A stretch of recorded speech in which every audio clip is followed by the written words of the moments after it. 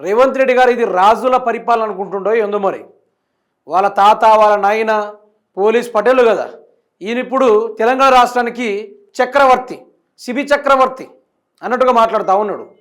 ఇంకో 100 ఏళ్ళు నేనే ఉంటా, మీకు ఏదైనా ప్రమోషన్లు కావాలంటే 5 ఏళ్లలో మేము రివ్యూ చేస్తూ ఉంటాం మీ పనితీరుని, దాన్ని బట్టి మీకు 1 లక్ష ఇవ్వాలన్నా 2 లక్షలు ఇవ్వాలన్నా అనే చూస్తూ ఉంటాం అనుకుంటూ రేవంత్ రెడ్డి ప్రలోభాలు వలుకుతా ఉన్నాడు. ఒకసారి ఇది వినండి. పనితీరు ఆధారంగానే ప్రమోషన్లు, 5 ఏళ్లకోసారి పనితీరు అంచనా. అంటే 100 ఏళ్ళు ఈయననే ముఖ్యమంత్రి లెక్కను చూసుకుంటే. ఏ ఎన్నికలు లేవు, ఇక ఎన్నికలు లేవు, ఒకటేసారి 100 ఏళ్ళు మొత్తం అగ్రిమెంట్ రాయించుకొని వచ్చినట్టు మాట్లాడుతూ ఉన్నాడు ముఖ్యమంత్రి రేవంత్ రెడ్డి గారు. 5 ఏళ్ల తర్వాత ఎవడుంటాడు, ఎవడు పోతాడు, ఎవడు ఏ జైల్లో ఉంటాడు, ఏ తీహార్ జైల్లో చిప్పకూడు తింటాడో అని కాలబ్రహ్మం లెక్క మేము ప్రతిరోజు మాట్లాడుతూ ఉంటే, ఈయన మాత్రం 5 ఏళ్ల తర్వాత మీ జీతాలు పెంచుడు ఏందో చూస్తా అంటాడు. ఉండేది ఎవడు మరి? అది 5 ఏళ్ల తర్వాత ఉండేది ఎవడు? మెరుగుపడకపోతే కఠిన చర్యలు, 2 ఏళ్ల గడువులోగా మార్పు రాకుంటే సర్వీస్ నుంచి తొలగింపు, ఉపాధ్యాయుల పదోన్నతులపై విద్యా కమిషన్ సంచలన సిఫారసులు. అబ్బో, రేవంత్ రెడ్డి మామూలు సిఫారసా? గురుకుల పిల్లల్ని గురుకులాల్లో చదవకుండా చేసిండు. ఆయన ప్లాన్ ఒక్కటే, ప్రతి ప్రైవేట్ స్కూల్ నడవాలి, ప్రతి ప్రైవేట్ స్కూళ్ళలో ఎవరు పోవాలి? ఈ గవర్నమెంట్ స్కూళ్ళు పోవాలి, పోయి ఆ ప్రైవేట్ సంస్థల యొక్క ఖజానా పెంచాలి, అందులో నుంచి రేవంత్ రెడ్డి కొంత పన్ను రావాలి. గిదైన టార్గెట్. బ్రేక్ఫాస్ట్ గురించి మాట్లాడిన ముఖ్యమంత్రి రేవంత్ రెడ్డి, అబ్బో ఇక ఆయన విద్యాశాఖని ఏకి పారేస్తుండ్రు. చూడండి ఇక మీరు, ప్రభుత్వ బడులు రూపురేఖలు మారుస్తాం. ముందు గురుకులాల తిండి పరిస్థితి మార్చు, రూపురేఖలు మార్చాల్సిన అవసరం లేదు. సాంబార్ మంచి పెట్టు, పొద్దున టిఫిన్ బ్రేక్ఫాస్ట్ మంచి పెట్టు, ఆ తర్వాత వాళ్ళకు స్పోర్ట్స్ చదువు అన్ని చక్కగా దిద్ది చాలు. ఏ రూపురేఖలు వద్దు. 2 సంవత్సరాల నుంచి ఏం మనం గడ్డి పీకినమా? గడ్డి గిట్లేదు, పీకలేదు కదా, మరి ఎందుకని ఈ మాటలు? ఒకసారి వినండి. ఇక ఈ ఏడాది నుంచే కొత్త విద్యా విధానం, 100 నియోజకవర్గాల్లో తెలంగాణ పబ్లిక్ స్కూళ్ళు. ఉన్న స్కూళ్ళను బాగుపరచిపోయా, ముందు ఉన్న గురుకులాలను డెవలప్ చేయి, ఉన్న గురుకులాలను చక్కగా నడిపిన శాతగా నువ్వు. ఇవన్నీ కాంట్రాక్ట్లే వస్తాయి. ఇదంతా ఈ 100 నియోజకవర్గాల్లో తెలంగాణ పబ్లిక్ స్కూల్నే చూసిర్రా. ప్రతి స్కూల్ మీద నాకు తెలిసి 100 కోట్లు 200 కోట్లు లేకుంటే 1000 కోట్లు వేస్తారు. దాంట్లో నుంచి 500 కోట్లు వీళ్ళు జేబులు పెట్టుకుంటారు, ఇంకో 200 కోట్లు వేరే దాచిపెట్టుకుంటాడు. మొత్తం నాణ్యత లోపం ఉన్న సిమెంటు కంకర ఇసుక అని తెచ్చి ఇష్టం వచ్చినట్టు ఇట్లా వేసేసి పోతూనే ఉంటారు. కథ ఇంటిగ్రేటెడ్ స్కూల్స్ ఆర్ కంప్లీటెడ్.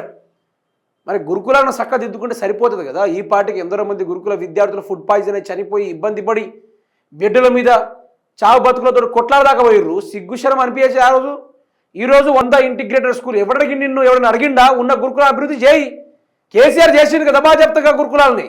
ఒక్కో స్టూడెంట్ మీద 2 లక్షల రూపాయలు కేటాయించి బ్రహ్మాండమైన ఫుడ్ బాగుంటున్నాయి కదా, పిల్లలు చదువుకునేది, ఆడుకునేది, స్కూల్కి మంచి పేరు తెచ్చేది, తల్లిదండ్రులు కూడా మంచి పేరు తెచ్చేది, రాష్ట్రానికే పేరు తెచ్చేది. ఆ కేసీఆర్ ప్రభుత్వంలో చదువుకున్న ఒక్కొక్కరు ఐఏఎస్లు ఐపీఎస్లు యూపీఎస్కి ప్రిపేర్ అవుతూ ఉన్నారు, ఒక్కొక్కరు డాక్టర్లు ఉన్నారు, ఒక్కొక్కరు యాక్టర్లు ఉన్నారు. ఈ సమాజంలో ఉన్న ప్రతి ఒక్క కుల వృత్తుల్లో ఈరోజు గురుకుల విద్యార్థులు ఉన్నారు. ప్రతి ఒక్క గురుకుల విద్యార్థులు సెటిల్ అయ్యారు. కానీ నీ వ్యవస్థలో గురుకుల విద్యార్థులు కూలిపోతుర్రు. సిగ్గుబడు ముఖ్యమంత్రి రేవంత్ రెడ్డి. సిగ్గుంటే సిగ్గుబడు, లేకుంటే రాజీనామా చేసి దిగిపో. కోర్ అర్బన్ రీజియన్లో కార్పొరేట్ స్థాయి ఇంటిగ్రేటెడ్ స్కూల్లో నిర్మాణం. వచ్చే ఏడాది నుంచి బ్రేక్ఫాస్ట్ స్కీమ్. అంటే ఈ ఏడాది ఏం చేయాలి? బిచ్చమెత్తుకోవాలనా? స్కూల్లో పొద్దుగా లేచి అందరూ లేచి అవ్వ అన్నం పెట్టండి, అయ్యా అన్నం పెట్టండి, రోడ్డమంటి తిరగాలనా? నువ్వు ముఖ్యమంత్రివా? నువ్వు బ్రేక్ఫాస్ట్ చేయడానికి మాత్రము నీకు పొద్దున బ్రేక్ఫాస్ట్కే 1 లక్ష రూపాయలు కావాలి, కానీ పిల్లలకు 30 రూపాయల బ్రేక్ఫాస్ట్ పెట్టే దమ్ము లేదు. నువ్వు మాట్లాడుతూ ఉన్నావు. అంటే ఈ వచ్చే ఏడాది లోపు మేము బ్రేక్ఫాస్ట్ ఇస్తామంటే ఈ ఏడాది పాటు ఏం చేయాలి? వాళ్ళు గడ్డి తినాలనా, ఆకుకూరలు తినాలనా, ఏం తినాలి?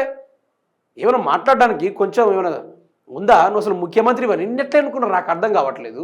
నువ్వు ఓటుకు నోటు కేసుల అడ్డంగా దొరికినా ఇప్పటిదాకా సోషల్ మీడియాలో వీడియో వైరల్ అయితేనే ఉంది. అయినా కూడా ప్రజలు ఎన్నుకున్నారంటే ప్రజలు మహానుభావులు మొదలు బ్రహ్మాండమైన వాళ్ళు ప్రజల ముందు. ప్రైవేట్ ఫీజులు నియంత్రణపై త్వరలో ఫీజు రెగ్యులేటరీ కమిటీ ఏర్పాటు. ముఖ్యమంత్రి రేవంత్ రెడ్డి ఈయనే ప్రైవేట్ ఫీజులో రెగ్యులేటర్ చేస్తున్నట. ఎవరు? రేవంత్ రెడ్డి. మీ వ్యవహారం అంతా తెలుసు. నువ్వు రియల్ ఎస్టేట్ వ్యాపారివని, నువ్వు ముఖ్యమంత్రి కన్నా భూ కబ్జాలు చేసుకుంటూ బాగా బిజీ ఉంటావని, అన్నదమ్ములని కొన్ని భూములు అప్పచెప్పినవని అందరికీ తెలుసు. ఈరోజు నువ్వు చేస్తున్న డ్రామాలు తెలుసు, తెరేవన్కాలం ఉండి నడిపిస్తున్న వ్యవహారాలు కూడా తెలుసు.